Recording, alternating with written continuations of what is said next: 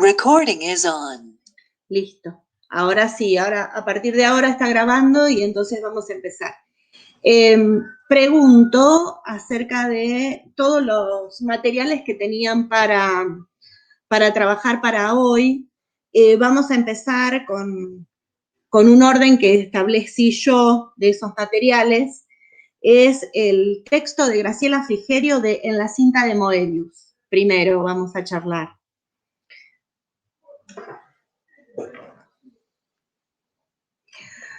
Ahí hay, elegí ese texto porque vamos a trabajar una mirada en especial durante este año para preparar las clases y para preparar los proyectos áulicos que excede el área curricular, excede exactamente el criterio de contenidos conceptuales del diseño curricular. Por eso les propuse estos textos para pensar y pensarse en un punto, desde un punto ampliado al hecho de ser profesoras de biología.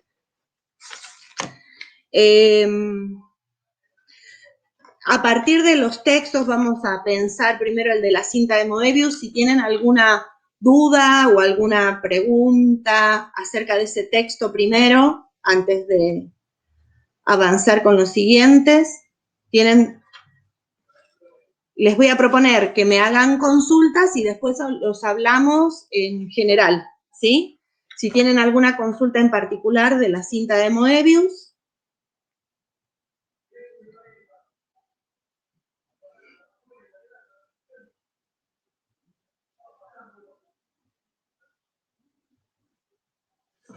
Bueno, ¿alguna consulta en particular del texto de Graciela Frigerio que se llama Curioseando saberes e ignorancias?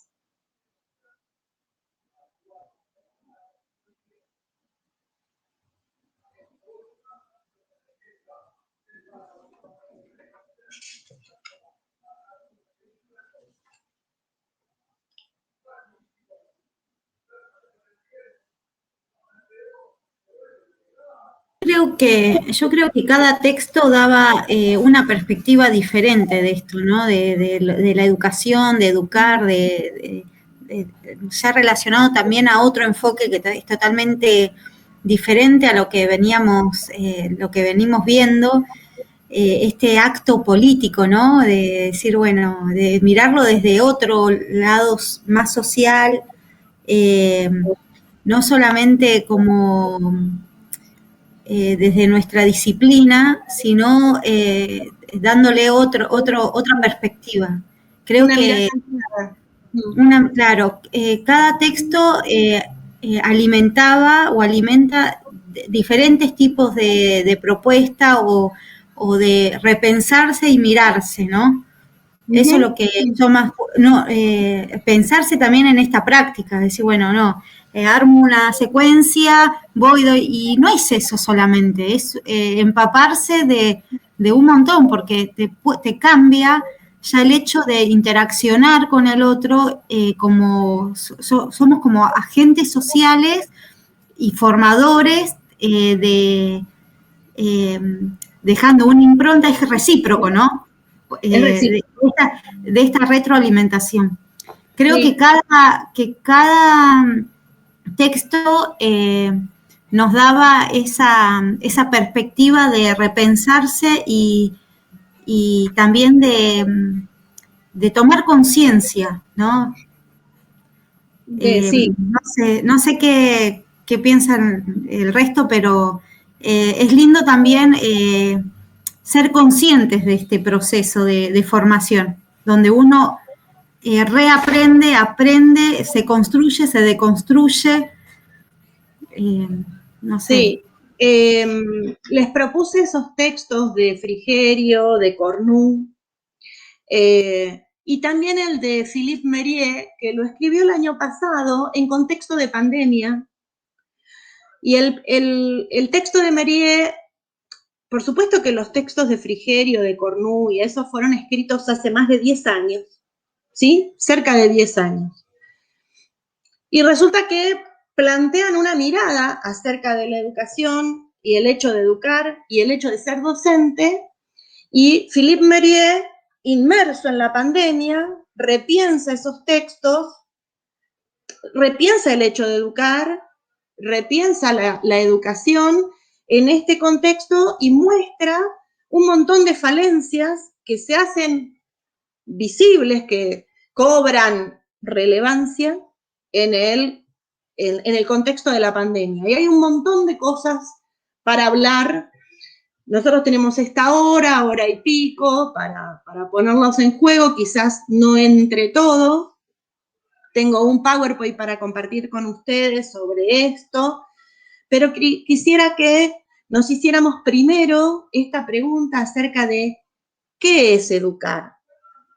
¿Cómo podrían definir en pocas palabras, a partir de toda la lectura, qué es educar?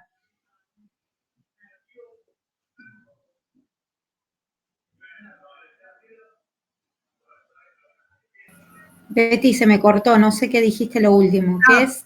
No, digo que cómo se puede plantear a partir de todas las lecturas qué es el hecho de educar, qué es educar. Yo les propongo pensar educar como una relación voluntaria, ¿sí? Educar es una relación voluntaria. Los chicos están en la escuela y cuando se ofuscan por estar en la escuela, cuando están en abierta contradicción por estar en la escuela y te dicen yo no elegí estar acá, en el fondo sí eligieron, porque eligieron estar ahí en lugar de entrar en conflicto con sus padres, porque bien pueden decir no. Y ante el decir no, me quiero quedar en mi casa o no, me voy a la mierda, eligieron el mal menor o lo más cómodo o lo que fuera, pero de algún modo están ahí por cierta voluntad. Entonces es una relación voluntaria. Ahora, no siempre es transitable ese espacio, esa relación no siempre es transitable. Nosotros le vamos a proponer que salgan de la zona de confort y se involucren en nuestra propuesta, ¿sí? Y nosotros tenemos que disponer esas condiciones de transitabilidad. Nosotros vamos a disponer ese aula para que se haga habitable. Nosotros vamos a proponerle, porque ellos no tienen la capacidad para hacerlo, ni la disposición. Es nuestra habilidad, la del adulto, la de tratar de hacer transitable esa relación. Desde ya les digo, es imposible cualquier proyecto si no hay primero una habitabilidad del aula, si no hay una relación entre personas, si no hay un reconocimiento del otro, de ellos a nosotros y de nosotros hacia ellos. Entrar en un aula hostil y sin transformar la hostilidad, intentar dar clase, eso es de inútil para arriba. Entonces, está en nosotros establecer la estrategia de habitabilidad. Hay que hacer que transiten un camino que no están habituados a transitar, ¿sí? Y nosotros lo tenemos que llevar por ese camino, venciendo la resistencia que ellos oponen a lo que nosotros les vamos a proponer. Le vamos a proponer pensar, poner en cuestión, utilizar vocabularios nuevos, acrecentar su vocabulario, decir las cosas de otros modos, aprender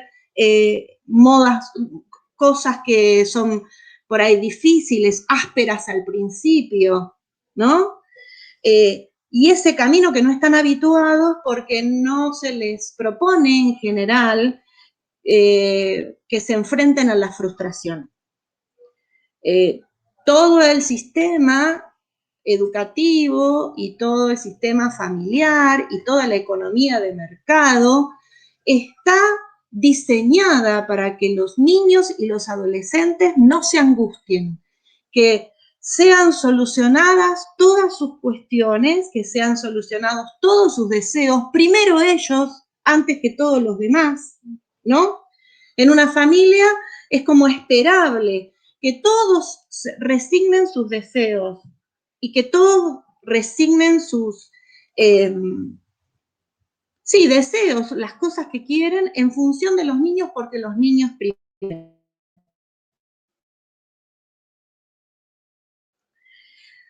Que es verdad, desdibuja el rol de personas de los adultos. Los adultos son subsidiarios de los niños y de los adolescentes. Están en función de, ¿se sigue escuchando o se cortó todo? No. Porque yo a la única que veo es a Nati. Y los demás son todas pantallas negras, por eso pregunto. Sí, se escucha muy entrecortado. Se escucha entrecortado. Bien. Eso sí, no se cortó. Funcionar. Se cortó bien. Un poco. Bien, lo que yo decía, no sé si vuelvo a repetir esta idea. La idea es que nosotros los vamos a hacer transitar un camino que no están habituados a transitar y que nosotros es nuestro mayor esfuerzo proponerles un espacio en el cual hagan cosas diferentes y eso genera una resistencia. Y nosotros está en nuestra creatividad y nuestro esfuerzo vencer esa resistencia que los chicos van a oponer a este cambio de lugar. Nosotros les vamos a proponer cosas que quizás los angustien por el hecho de no estar acostumbrados a pensar, relacionar, aplicar, proponer. Y esa angustia a la que nosotros los vamos a enfrentar debe ser lo suficientemente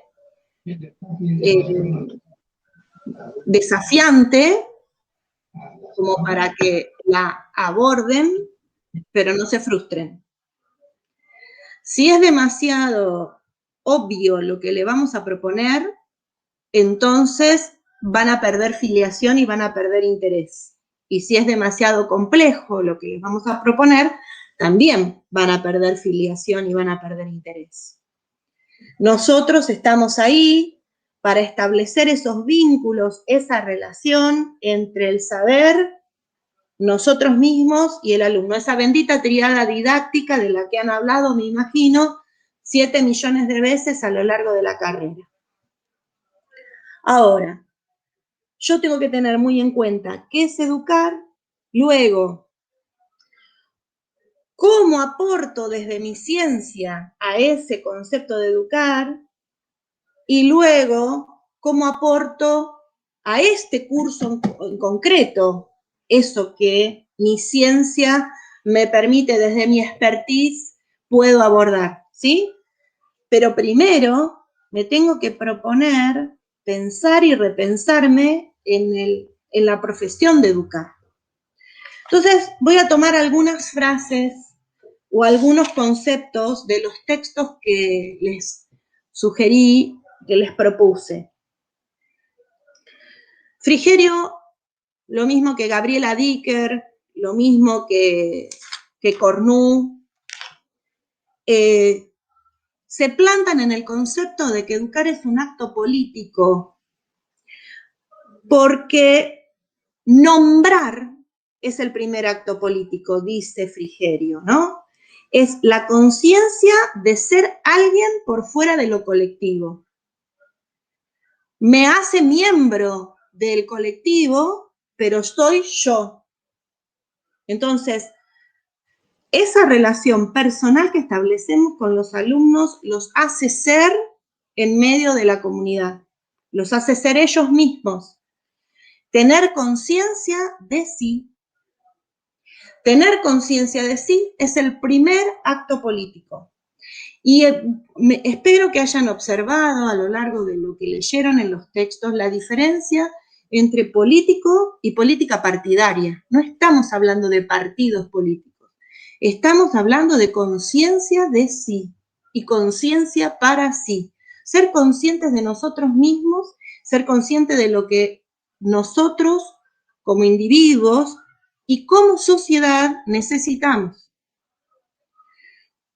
Y entonces asumimos el rol de pedir, de reclamar, de sostener aquello que necesitamos por nosotros y por el entorno, porque nosotros vamos a educar en una comunidad y les vamos a propiciar el espacio de aprendizaje a aprender entre todos el bien común. Eso es súper político.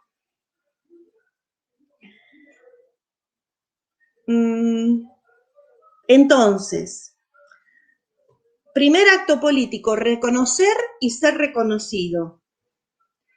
Saber que se tiene esa relación en un espacio público que es la escuela.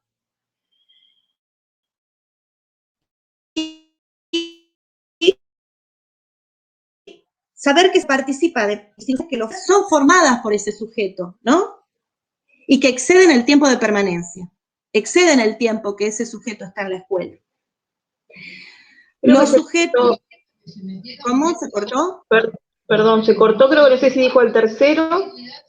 Que cada alumno o cada sujeto participa de instituciones que lo forman, pero a su vez es él, a su vez, formador de esa institución. Gracias. Y esa formación excede el tiempo de permanencia. Es decir, la escuela modifica al sujeto, el sujeto modifica a la escuela, y la relación no son solamente los años que el alumno está dentro del colegio. La impronta de la escuela va más allá, mucho más allá. La impronta de los profesores va mucho más allá. Se ve cuando pasa el tiempo y por la calle te encuentro un alumno de años y te dice, hola, profe, o uno recuerda a ese alumno que era travieso o disperso y lo reconoces ya convertido en una persona adulta con responsabilidades, cuando leía me acordaba de todos mis profesores y todas las personas que dejaron huella, mis profesores que dejaron huellas y las que dejaron marcas que quiero desasnar, ¿no? Por decir, no, a esta profesora, profesor, no me quiero, y hasta eso, ¿no? Lo bueno y lo malo. Lo bueno, ¿no? Y lo malo. Ahora, por ejemplo, la experiencia, una anécdota les cuento. En el año 1996, estaba con una amiga de vacaciones en el Chaltén. El Chaltén era un páramo al que se accedía prácticamente a lomo de mula. Después vino la ruta, después vino todo. En el medio de la montaña, 3 exalumnos que se nos vienen encima y nos dicen, estamos acá porque ustedes nos enseñaron a conocer, a arriesgarnos a conocer lo que no es común.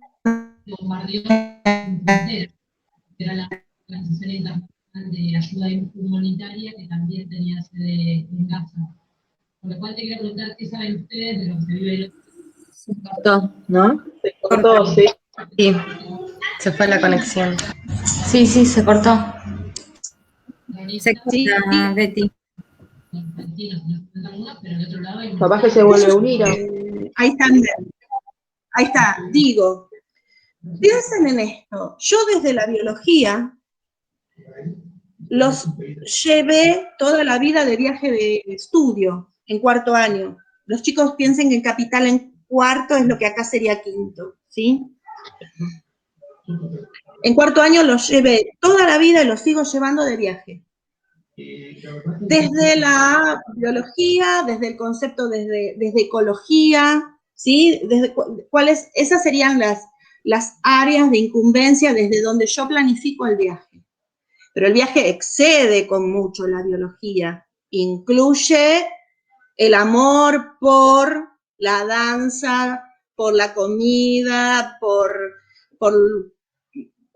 todo lo que, por la cultura del lugar a donde voy, ¿sí? Y elijo llevarlos a un lugar no convencional, para hacer cosas no convencionales. 4 años más tarde, 5 años más tarde, después de haber tenido esa experiencia, cruzártelo en la montaña y decir, yo vengo acá porque esto es lo que me enseñaste vos, a investigar lugares nuevos, a animarme a no hacer Es lo que fantástico eso, Betty. ¿Cómo? ¿Cómo, Nati? Que es fantástico eso. Pero a eso me refiero cuando digo, educar es un acto político, porque uno excede el concepto puntual de la materia. Uno atraviesa, debe atravesar, ¿sí? Es el contenido, es más que, es mucho más que. ¿Entienden? Sigo. Educar, dice Frigerio, es la acción jurídica de inscribir al sujeto y la acción política de distribuir las herencias. Las herencias, lo que la sociedad ha acumulado con estos siglos de experiencia, y yo lo transmito y a la vez habilito a construir nuevas cosas, a construir nuevos legados, a inventar cosas nuevas, ¿no? La oportunidad que hace posible que el origen del sujeto, fíjense qué tremendo esto, que el origen del sujeto no devenga en condena. Y ahí está la función de emancipar con lo que tengo, ¿no? Con lo que hay, en donde sea.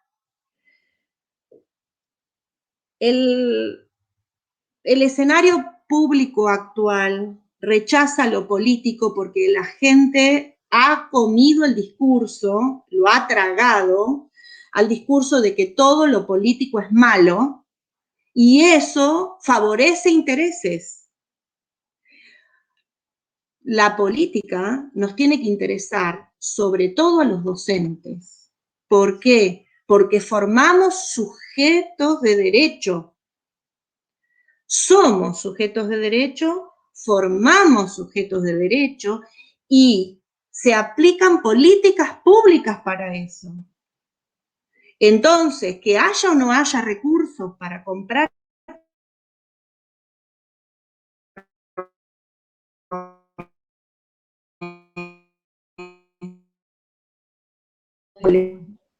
Se corta. Se cortó.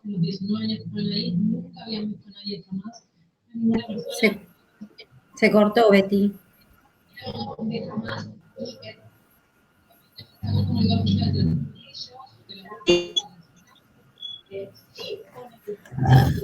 una relación directa entre las políticas educativas, ¿sí? Las políticas educativas, que son las que conforman nuestro sistema educativo, requieren de recursos. Las políticas, lo político es una cosa y la política educativa es otra. La política educativa es aquellas acciones que el Estado de Derecho propone hacer sobre la educación, ¿sí?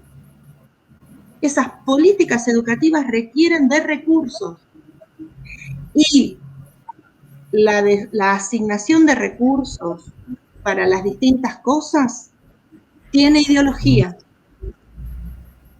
Entonces nosotros no podemos ni ser inocentes, ni ser incautos, ni descreer de la política, ni apartarnos de la conciencia política, porque somos sujetos de derecho y tenemos que formar a nuestros alumnos como sujetos de derecho.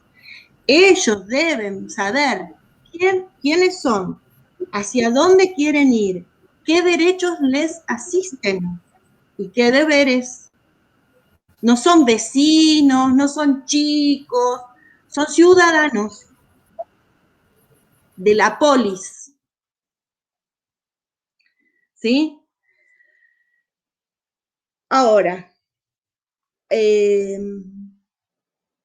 habla acerca de, Frigerio dice, varias cosas súper importantes en esto de que la transferencia es un vínculo, y dice, hay alguien que ofrece y alguien que descubre. La institución, la escuela, me asegura que esté la presencia del otro, pero el descubrir del otro, apropiarse, incorporar y resignificar las cosas que nosotros le proponemos, depende de ese vínculo, porque nosotros tenemos que generar esa voluntad. La voluntad de que eso que sucede en el aula sea importante, sea interesante, sea algo que me convoque, que yo no esté calentando la silla, sea algo que sea lo suficientemente importante como para que yo intente apropiarlo, incorporarlo, resignificarlo. Y propone Frigerio que la oferta genera la demanda. ¿Cómo voy a saber que me interesa determinada cosa si nunca supe que existía? ¿Sí? Si nosotros, por el hecho de no someternos al desafío y a la incomodidad de proponerles a los alumnos situaciones incómodas, porque es más cómodo transcurrir en los términos que ellos proponen y no pelearnos con la situación y sostener la bandera de nuestros términos. Y bajamos el nivel del vocabulario, bajamos el nivel de exigencia, minimizamos lo que le pedimos, minimizamos, les estamos proponiendo escenarios similares a los cotidianos. ¿Qué sentido tiene que los escenarios que nosotros le proponemos sean más de lo mismo? Si nosotros no les proponemos escenarios disruptivos con el statu quo, con lo habitual, ¿cómo se van a enterar que existen otros horizontes que ellos quizás quieran alcanzar? Si yo le hablo en el vocabulario estrecho y pequeño que manejan, si le propongo las ofertas culturales exactamente idénticas a las que transcurren todos los días, porque es con lo único que se enganchan, ¿cómo van a descubrir que se engancharían con otras cosas? ¿Cómo voy a proponerles que crezcan en un universo más grande? ¿Se entiende? Ahora, proponer eso implica arrastrar. Sí. En uno de los videos decía, ¿no? Queremos alumnos inquietos, críticos, que enseñen que aprendan a pensar, pero seguimos formulando preguntas fácticas, ¿no? Es decir, ¿qué es la célula? ¿Cuántas organelas?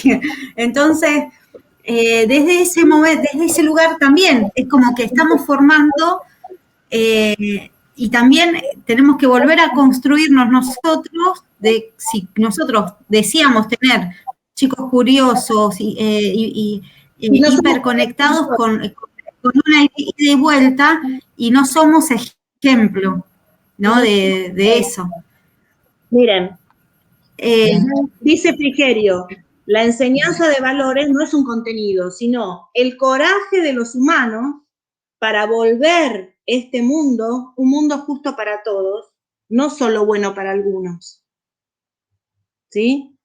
Entonces, hay ese coraje de nosotros mismos también para enfrentarnos con nuestras propias limitaciones o con nuestras propias comodidades y dejar de ser cómodos en ese sentido y enfrentarnos al desafío de cómo proponer nuevos rumbos. ¿Sí? Hay el texto de, a ver, ¿dónde era?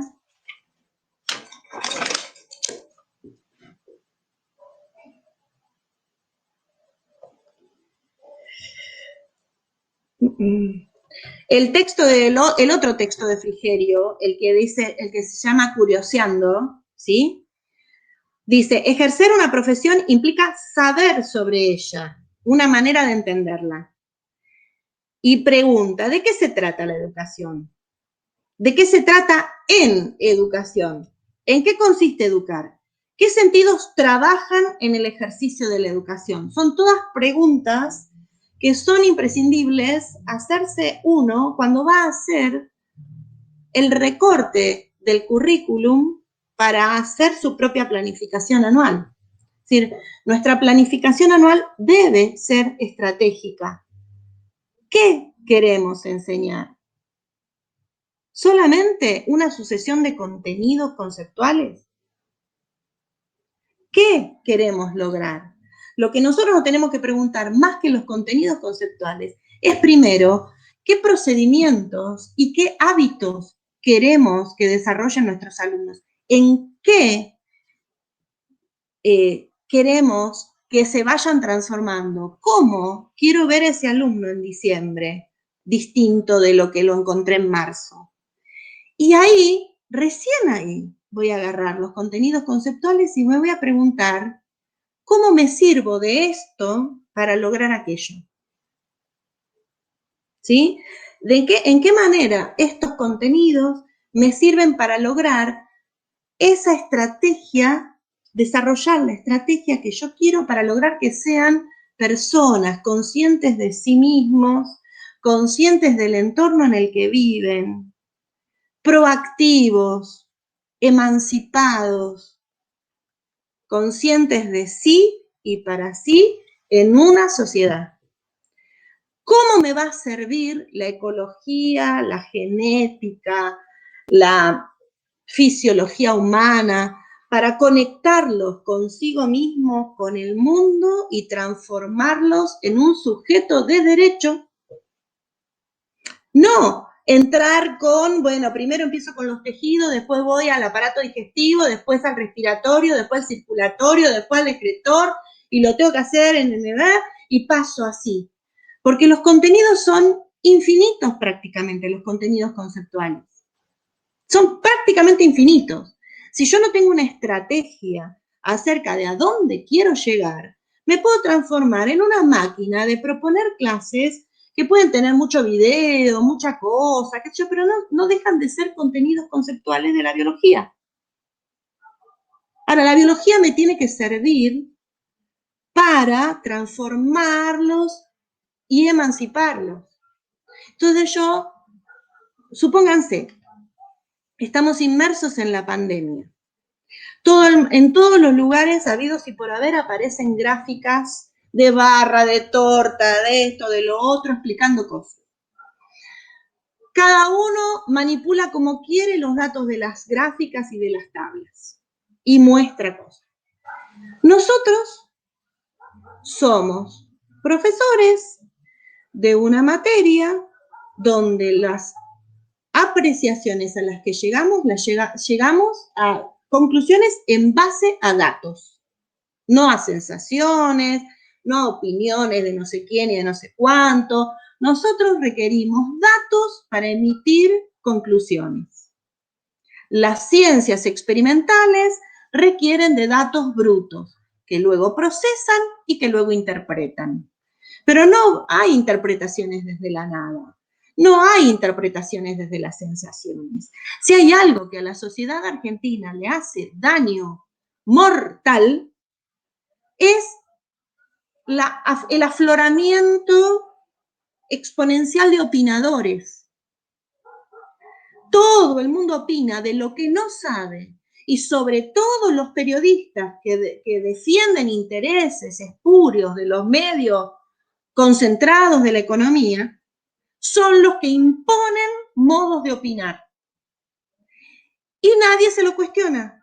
Agarra lo que dice el periodista y lo esgrime como propio. Díganme si no es estratégico para la emancipación de nuestros alumnos hacer valer esto que tienen las ciencias experimentales, que es que para llegar a conclusiones necesito datos duros, confiables, fehacientes, abundantes. Y que una vez que tengo esos datos duros, yo analizo los datos. Y entonces cuando se llena la televisión de opinadores, cuando aparece Viviana Canosa tomándose el cloruro de no sé qué carajo en cámara, nosotros le podemos enseñar a nuestros alumnos a que cuestionen. Eso fue muy fuerte. Lo duro de lo que pasó.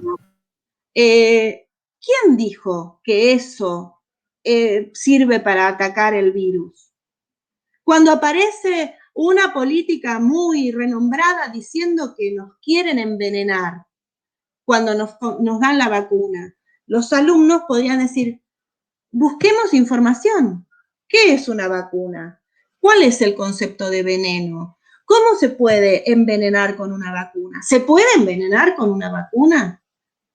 Cuando apareció el asunto de que nos iban a meter un chip con la vacuna, ¿qué es un chip?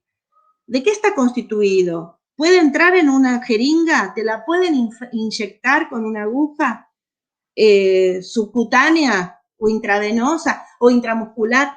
¿Qué es lo que está diciendo? Deconstruir los mensajes, analizar datos. Bueno, ¿y cuáles son los datos? Cuando alguien afirma algo, ¿quién dijo eso? ¿Dónde lo leíste? ¿Cuál es la fuente? ¿Cuál es la relevancia de la fuente que dijo esto? Miren si no sería para la sociedad argentina generar personas críticas de los mensajes que reciben, miren si no sería valioso.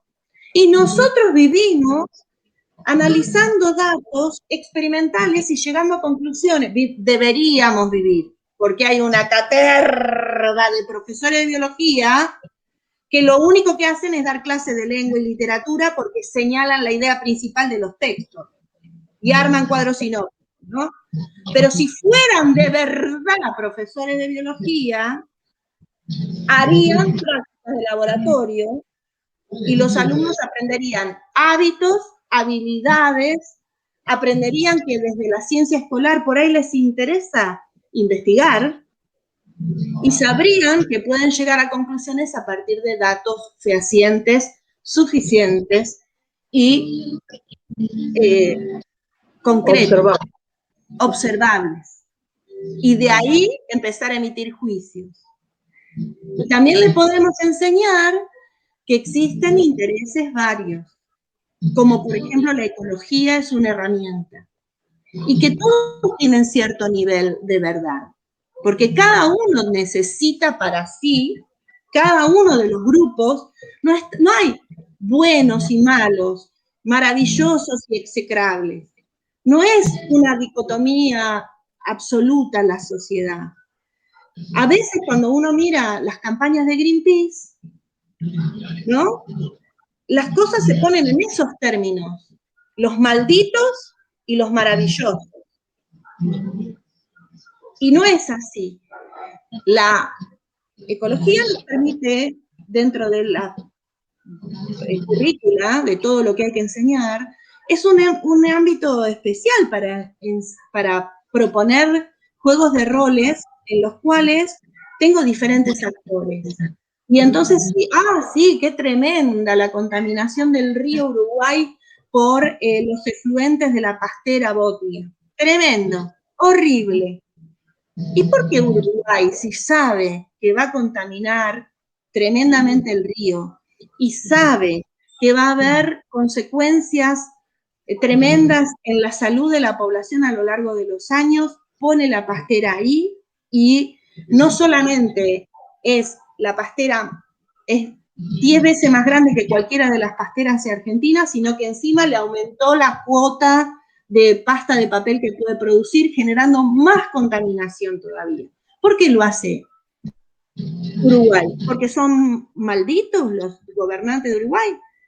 No, porque necesitan tener gente trabajando en un trabajo en blanco, cobrando salario familiar, sueldo, teniendo obra social que cubra las jubilaciones. ¿Es malo el interés del Estado uruguayo tratando de conseguir fuentes de trabajo para su población? No. ¿Se puede juzgar en buenos, malos bueno, entonces no hagamos papel, ¿no? Como por ejemplo, qué sé yo, las minas, bárbaro, todo bien, no a la minería, Ahora, ¿con qué hacemos la pantalla de cristal líquido de la netbook que queremos usar? ¿No vamos a necesitar litio para la batería de la netbook? Ah, queremos la netbook, pero no queremos la batería de litio.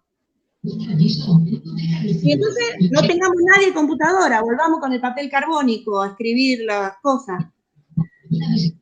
Lo que digo es que a veces comemos algunos discursos totalitarios, todo bueno, todo malo, y es ridículo, y nosotros tenemos que ser los primeros en desarticular esos mensajes.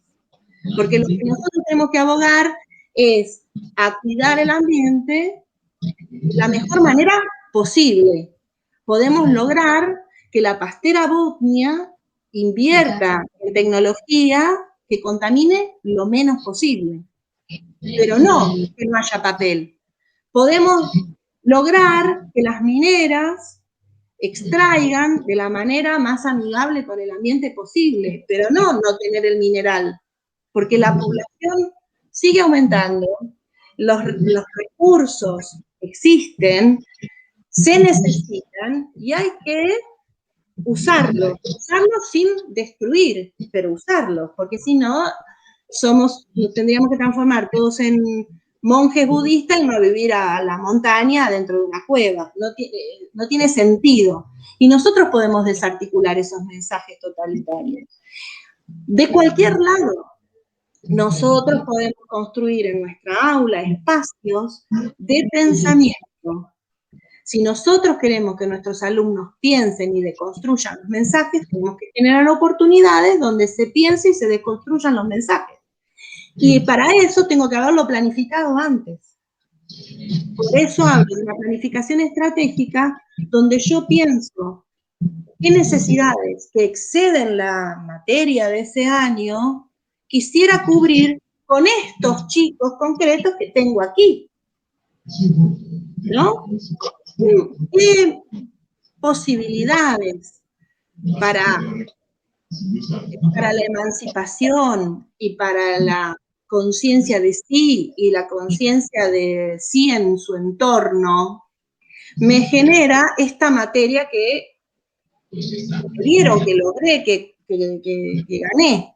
Me tocó biología de tercer año. Bueno, con este programa de biología de tercer año, ¿qué cosas que exceden el contenido, o sea, qué cosas de la persona y de la sociedad quisiera yo abordar? ¿Qué contenidos voy a usar para abordar esto?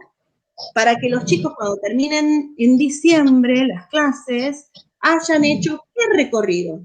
¿Qué quiero yo lograr para que ellos sean mejores personas a final de diciembre, habiendo recorrido biología desde marzo? ¿Qué puede aportar biología para la vida de estos chicos concretos? Tener cierta idea de lo que quiero hacer con mis materias, con la materia que me toque, segundo, tercero, cuarto, quinto, sexto, qué oportunidades para que se desarrollen como personas y como individuos y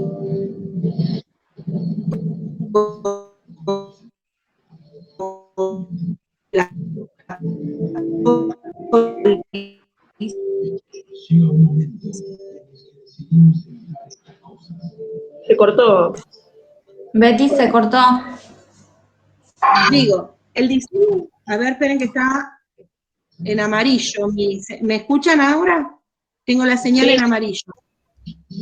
Ahora Digo, sí. el diseño curricular es un marco, no es un corsé. ¿Qué significa? ¿Cuál es la diferencia? Si fuera un corsé, me diría, es esto y solo esto y de este modo lo que tenés que enseñar. Pero no es un corsé, es un marco. Me dice, en este espacio te podés mover. Entonces, si yo estoy dando biología de tercero, que implica sistema nervioso, no me voy a poner a hablar de, qué sé yo, de genética, ¿sí? Estoy en el sistema nervioso. Bueno, ¿de qué manera, qué oportunidades tengo con este marco para pensar en mis alumnos como sujeto de derecho, en mis alumnos como emancipados, en mis alumnos como parte de la polis? ¿Qué hay acá? Entonces yo digo, bueno, tengo sistema nervioso endocrino en tercero. Y el sistema nervioso puedo pensar en medicaciones psiquiátricas, puedo pensar en adicciones.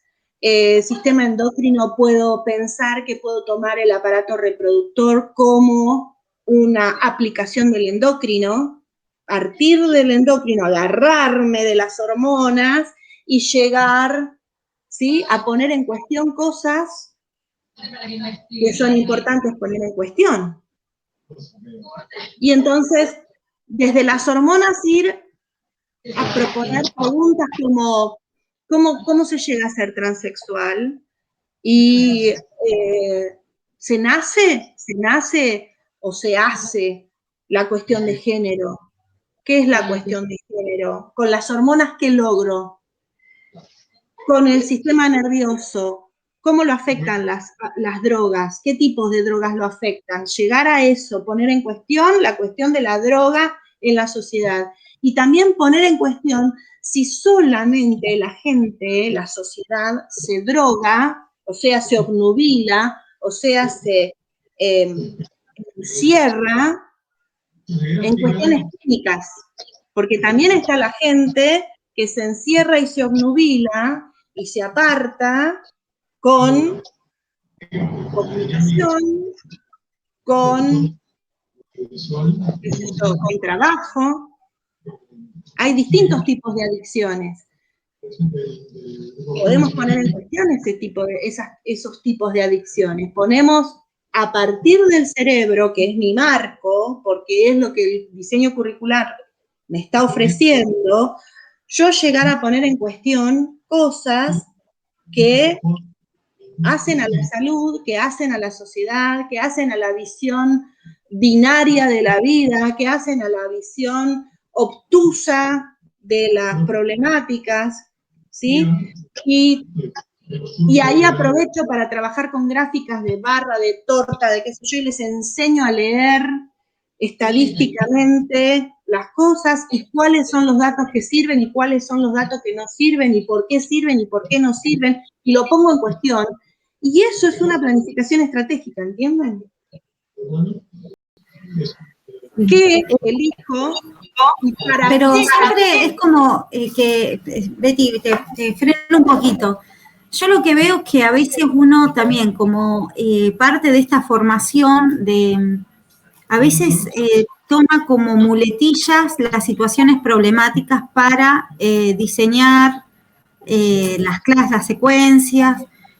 Y también es como que uno a veces en este afán de querer llamar la atención, que los chicos sean críticos, a veces caemos en eso que no es fácil.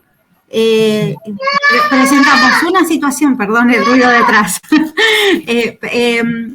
caemos en eso, ¿no? Decir, bueno, esto me es fácil y también dejamos de explorar otras situaciones, otras problemáticas. Hay otro problema. Y hay otro problema también. El hecho de el recurso didáctico por el recurso en sí. La clase está llena de fuegos artificiales, llena. Le llama la atención con esto, con esto, con esto, con esto, con esto.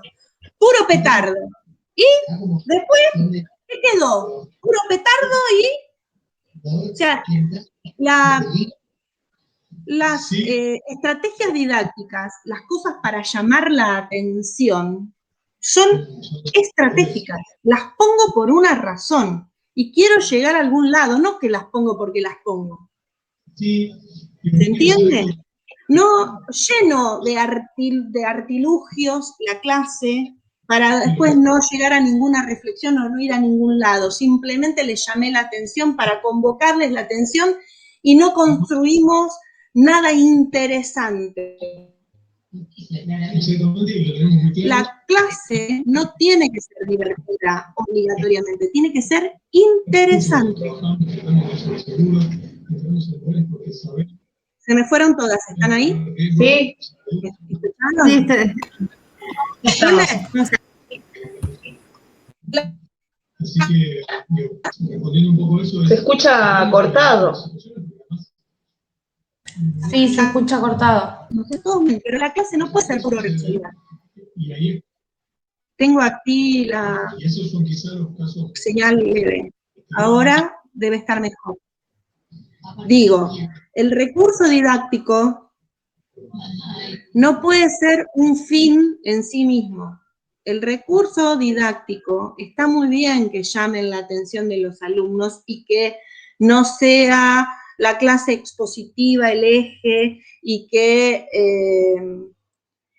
busquen nuevos modos de convocarlo. Pero el recurso didáctico no es un fin en sí mismo. No. El recurso didáctico es estratégico, tiene que estar para algo. Tiene que suceder algo más importante que el recurso en sí. El recurso didáctico es una herramienta, no un fin. Si yo les propongo siempre lo mismo y siempre de la misma manera, la clase va a ser un embole y no voy a convocar a nadie. Eso es cierto. Pero por el hecho de tenerlos activos y convocados, le hago hacer recortar esto cosito, agarrar botella, ponerle manguerita, hacerle cosito. Bueno, ¿y qué pasó? Armé ¿cómo es que se llama? El cosito ese que imita los pulmones. Me olvidé el nombre, de ese que usan los globitos adentro con un modelo de un dispositivo. Sí, Modelo del sistema respiratorio. Sí, el modelo del sistema respiratorio. Ay, bárbaro, lo estuve cortando, pegando, poniendo la pajita, el cosito, el globito. Hicieron todo eso. Ay, se entretuvieron, estuvieron los chicos todos trabajando. ¿Y?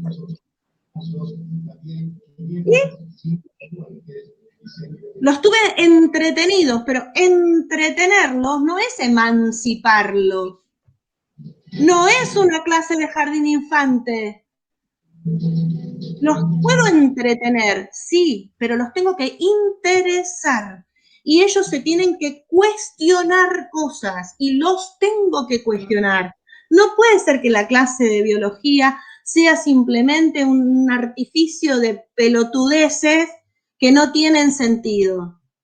Tiene que tener un sentido, lo hago por algo. A mí me haces acordar ahora porque te nombro algo. A mi hijo le tiene que hacer un modelo de la mano, en una mano. Está en la técnica, ¿no? En la escuela técnica. Nunca tuvo taller, nunca nada.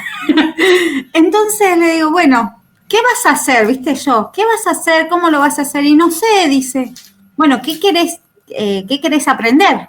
¿Qué querés demostrar con el modelo? Porque un modelo puede ser... Entonces dice, no, yo iba a hacer una mano así de cartón. No, le digo... Digo, ¿qué te parece? ¿Qué tiene la mano? Entonces, empezar a explorar esas preguntas, esas cosas.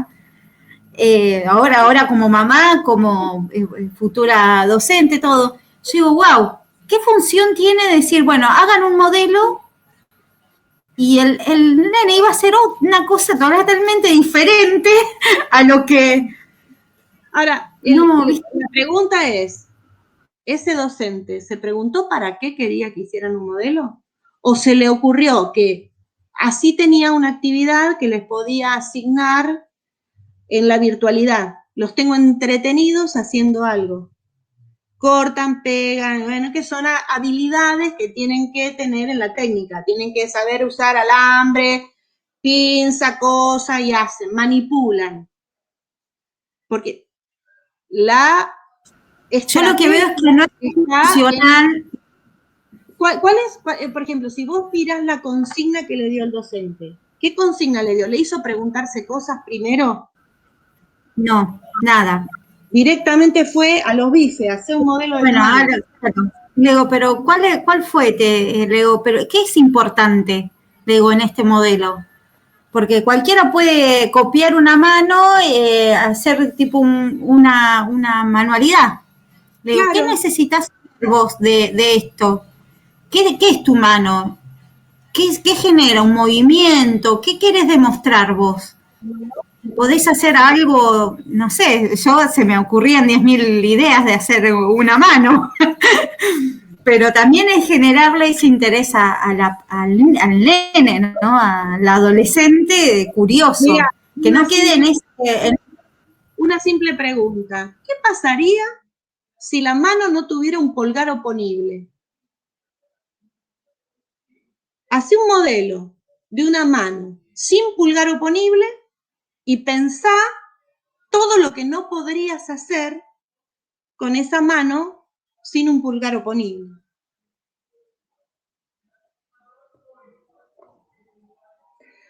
ahí le cambiaste la dimensión. Y está bueno porque generás otra cosa. Generás el hecho de que se pongan a pensar y repensar, y eso Hacen es. el bricolaje lo mismo. Los tenés entretenidos y también hacen la manualidad. Pero no Sí. es solo la manualidad. Ahí está lo que yo decía del tema de los artilugios con las propuestas que son puro fuego artificial. Usted antes en espacio de la práctica era así. El espacio de la práctica de tercero de química era así. Cuando yo tomé la materia, me llegaban unos planes de clase que eran puro petardo, puro fuego artificial, y saltaban de una estrategia a otra, de otra a otra, y no tenía un hilo conductor la clase. ¿Hacia dónde va esa clase? Nadie sabía, pero era tum, tum, tum, tum, tum. Los pibes iban a estar todo el tiempo con la atención, pero ¿y a dónde fuimos? ¿Qué queda de eso? ¿Qué queda de eso? ¿Sí? Entonces, la idea de estos textos, de los videos que les propuse, ¿no? El del pibe de la escuela, ¿saben a qué escuela va? El que decía pizarrón, banco, prueba, pizarrón, banco, prueba.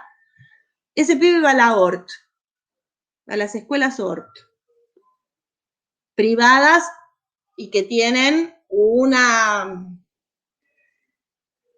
prestigio.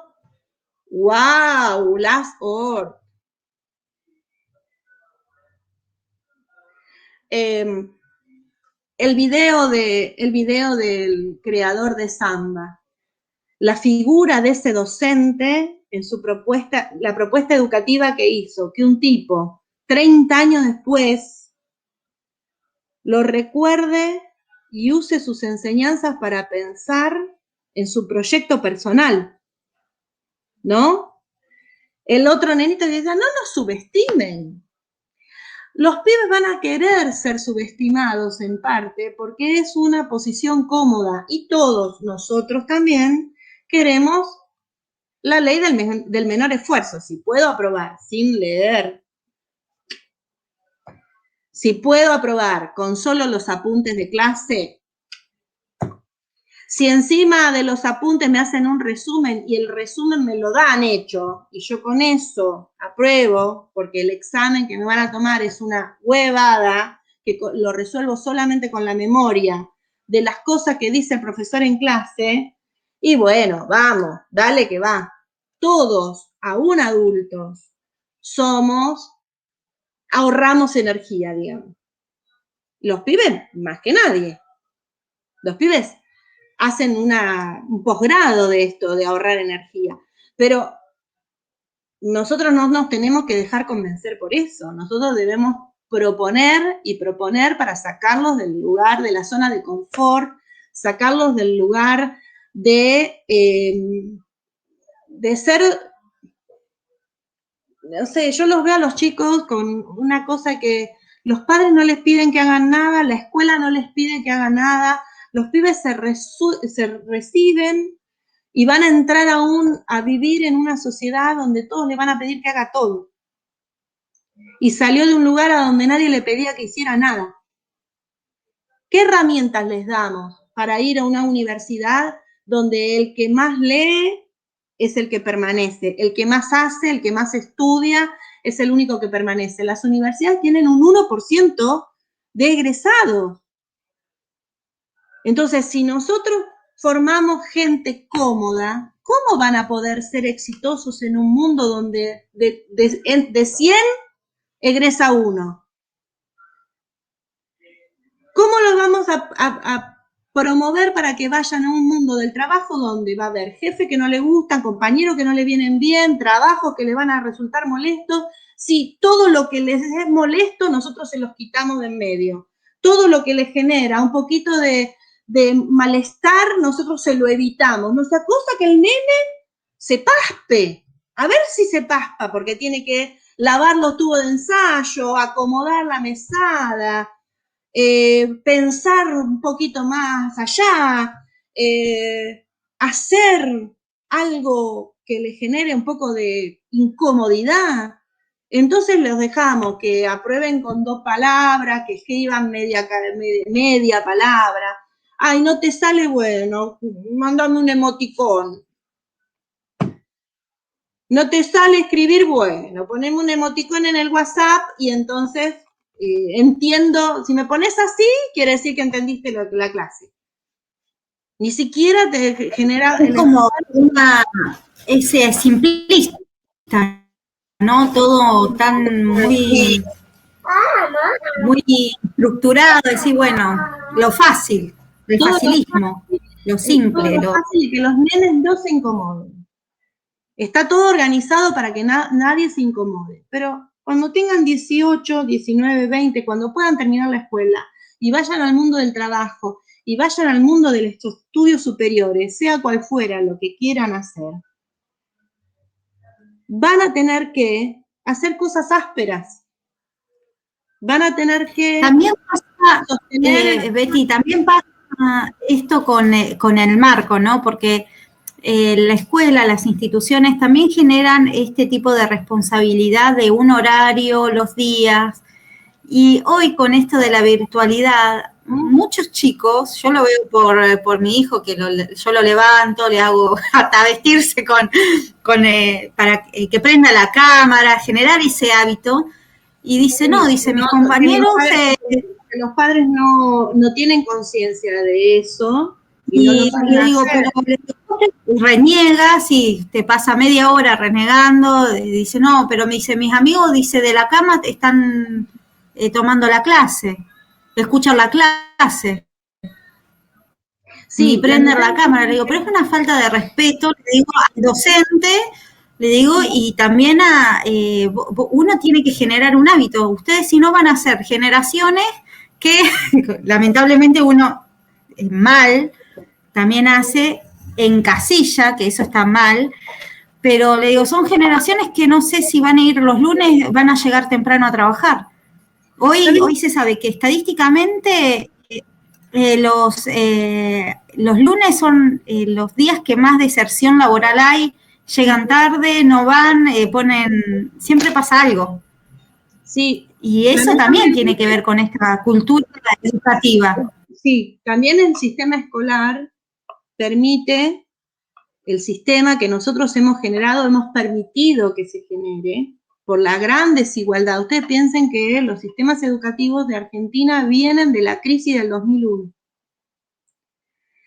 En ese contexto de crisis, después de 10 años de desempleo, ¿sí? Estamos pensando, no pensemos en las clases medias ni en los chicos más favorecidos, pensemos en la gran masa de población que padeció las políticas neoliberales que generaron la altísima desigualdad que hubo y que desencadenó la crisis del 2001, donde el 54% de la gente estaba abajo de la línea de pobreza y un 35% de los argentinos bajo la línea de indigencia. En ese contexto de desigualdad, la escuela se transformó en una guardería y en un comedor, donde solamente se le pedía a los chicos que fueran para alimentarlos y tener los contenidos.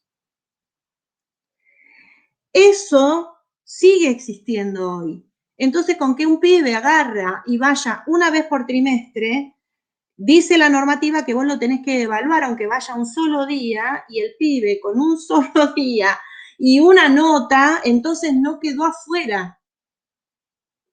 ¿Entienden?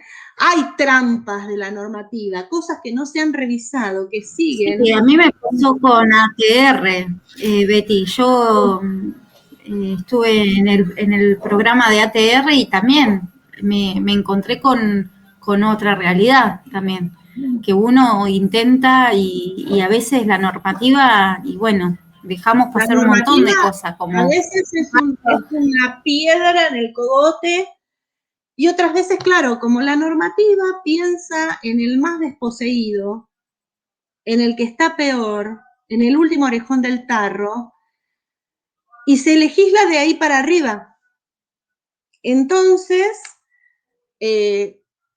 no está mal tener en cuenta a todos y tener en cuenta la gran desigualdad social, una desigualdad que la pandemia puso en evidencia de modo desgarrado. Entonces, frente a esa cuestión, la normativa generó parches por todos lados para tratar de contener lo que se caía del sistema, y se caía y se caía y se caía. Lo que pasa es que en el fondo, esas políticas que tratan de agarrar con un medio mundo todo lo que se cae del sistema, hacen que los que no están caídos tengan oportunidades para la ley del menor esfuerzo, hacer lo menos posible. Entonces, bueno, hay que encontrar equilibrios, lo cual es muy difícil encontrar equilibrios. Pero también es muy fácil pararse arriba de un banquito, levantar el dedo y cuestionar todo sin nunca involucrarse.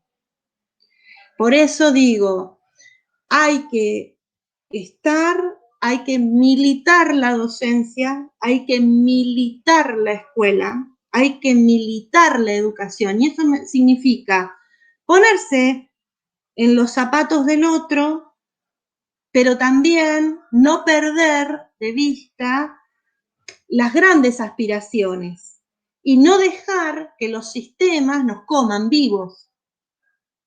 Trabajar en pos de eso, laburar, estar en el sindicato, proponer, estar en, qué sé yo, al fin y al cabo, las decisiones sobre educación son políticas que se deciden en espacios políticos partidarios, porque el que decide es el que tiene el poder, y el que tiene el poder es el que más diputados tiene y el que más senadores tiene. Y esas cosas se dirimen en el Congreso de la Nación. Entonces, cuando yo digo, a mí no me interesa la política, estoy dejando en manos de gente, quizás los peores preparados, esa toma de decisión. Si no me involucro nunca, y solamente lo que digo es, los otros son los responsables, esos otros, que encima suelen no saber nada de educación y nunca haber pisado la escuela, son los que terminan tomando las decisiones.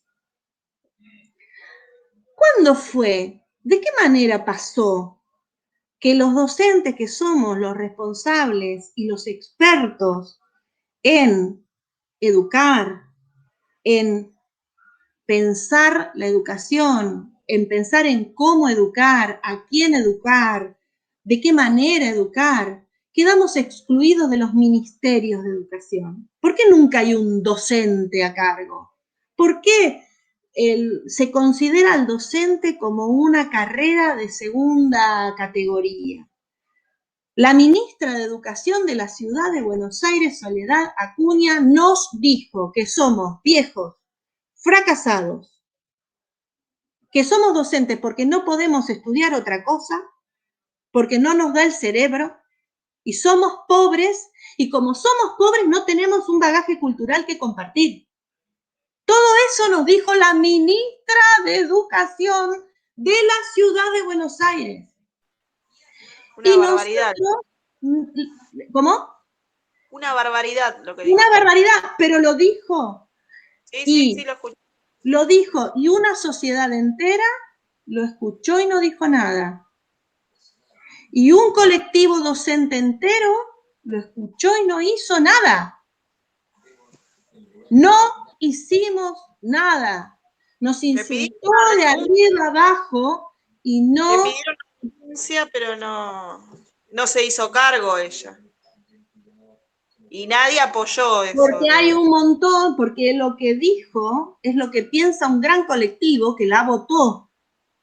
Seguro. No dijo nada que escandalizara a la sociedad, nos escandalizó a nosotros porque somos nosotros las víctimas de eso. Pero no escandalizó a la sociedad. Hay una sociedad que piensa que nosotros somos lo que somos docentes porque no podemos ser otra cosa, porque de última somos docentes, de lástima somos docentes. Eso lo tenemos que revertir, porque nosotros somos los que sabemos de educación y de escuela. Espérenme un cachito. ¡Ah! Un momento, por favor. Sí, gracias. Nosotros somos los que sabemos de educación y de escuela. Y nosotros tenemos que ser orgullosamente diputados, senadores, todos son abogados, todos son licenciados, doctores. ¿Cuándo hay un profesor de diputado que orgullosamente diga, yo soy profesor? Un docente, ministro de educación, profesor. Hay pocos, muy pocos, casi nadie. Nosotros tenemos que revertir la mirada que la sociedad tiene sobre nosotros. Ahora, si le mando a hacer una mano y no sé para qué, ¿qué dicen en la familia? Pero, ¡qué pelotudez! Si nunca voy a poner en cuestión nada trascendental, si nunca va a pasar nada interesante, ¿cómo nos van a admirar? Nuestros alumnos nos tienen que tener de referentes. Si no, si pasamos por la vida de los chicos y no generamos ningún tipo de huella en ninguno, estamos fritos. Y no tiene razón de ser esta carrera que estamos estudiando. ¿Por qué soy docente? ¿Para qué soy docente?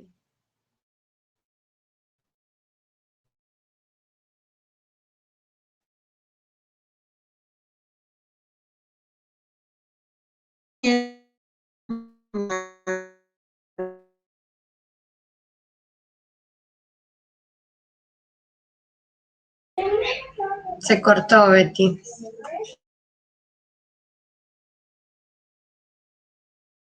Del texto, Graciela Frigerio, en el texto Curioseando Saberes e Ignorancias, página 14, dice, nada es más interesante ni más apasionante que ser educador.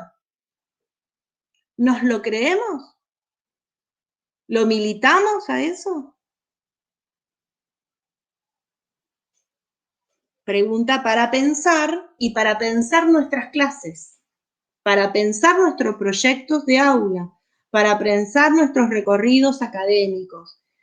Hay que ser protagonista, superarse, escribir, poner en papel, escribir proyectos, escribir las cosas que hacemos, proponerlas y ponernos metas, nunca la comodidad. Si nosotros somos cómodos, ¿cómo vamos a generar alumnos que no sean cómodos? Si nosotros somos chatos culturalmente, ¿cómo vamos a generar alumnos que quieran curiosear? Si nosotros somos básicos, ¿cómo vamos a querer alumnos que quieran volar alto y navegar hondo, profundo? Tiene que haber altura y profundidad en el pensamiento. ¿Cómo vamos a generar gente que quiera altura y profundidad en el pensamiento si nosotros estamos en la capa del medio y nos manejamos así? Para generar altura y profundidad en el pensamiento, tenemos que armar proyectos pedagógicos estratégicos. Y ahí va la siguiente tarea. La siguiente tarea tiene que ver con qué fortalezas tengo en mi constitución cultural, en mi carácter, en mi forma de ver las cosas, en mi historia de vida. ¿Cuáles son las herramientas con las que yo puedo entrar a un aula y proponer? ¿Cuáles son mis fortalezas? ¿Qué estructuras de mi vida pueden favorecerme en el recorrido de la biología? Porque yo enseño biología, pero me nutro no solamente de los contenidos de la biología, sino de las millones de otras cosas que hice y que hago en todas las áreas del saber. Fotografía, cerámica, cocina, qué sé yo, miles de cosas. ¿Cuáles son mis otros intereses que van a nutrir a mi personalidad, que me va a generar ofrecer a los chicos abanicos amplios de propuestas? ¿Sí? ¿Cuáles son mis fortalezas? ¿Con qué me planto dentro de un aula? ¿Qué tengo para dar? ¿Qué tengo para dar? ¿Y cuáles son mis puntos débiles? ¿Dónde me siento más floja? ¿Qué tengo que alimentar en mí? ¿Sí? Son dos preguntas que les dejo para el próximo encuentro. ¿Cuáles son las fortalezas que tengo y qué tengo que alimentar en mí? Y con esto me retiro.